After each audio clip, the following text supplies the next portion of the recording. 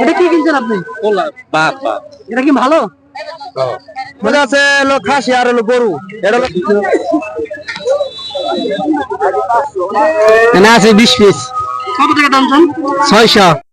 দর্শক, মানুষ যখন এইভাবে রাস্তায় চিল্লাপাল্লা চেঁচামেচি করে তখন সবারই মনের কৌতূহল জাগে কি হচ্ছে দেখার জন্য। ঠিক আমার টিম নিয়ে আমরা গিয়েছিলাম সেখানে সরেজমিনে প্রদক্ষিণ করার জন্য। গিয়ে দেখি যে মাংস বিক্রি হচ্ছে। মুরগি 200 কমে দিন না ভাই।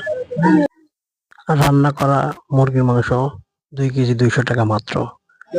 অনেক বড় চমক ছিল, দেখেন এক বাটি গরুর মাংস যেখানে ছিল 3 কেজি মাংস মাত্র 500 টাকা। তাহলে কত কেজি পড়ছে আপনারা বুঝে নেন। দর্শক, এইভাবেই বিক্রি হচ্ছে জয়দেবপুরের রেল লাইনের পাশে।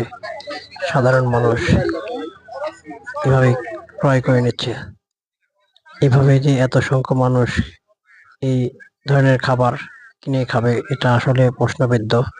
আমার নিজের কাছেই প্রশ্নবিদ্ধ ছিল যে এটা আসলে কতটুকু মানসম্মত খাবার।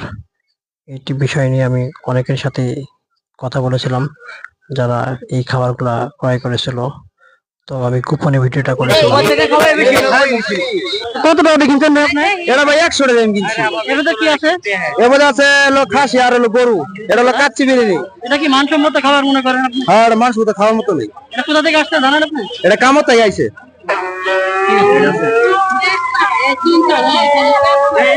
না না আমি কত কিনছেন এটা? 150। এটা কি এটা কি এটা কি এটা কি কিনছেন আপনি? বাপ বাপ এটা কি ভালো? মানে কোনো জুট না তো? না দিকে আরেকটু দেখান তো আঙ্কেল। দেখেন ভালো না, জুট না।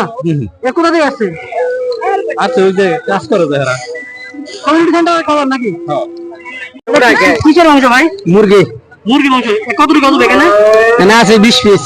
কত টাকা দাম চান? 600।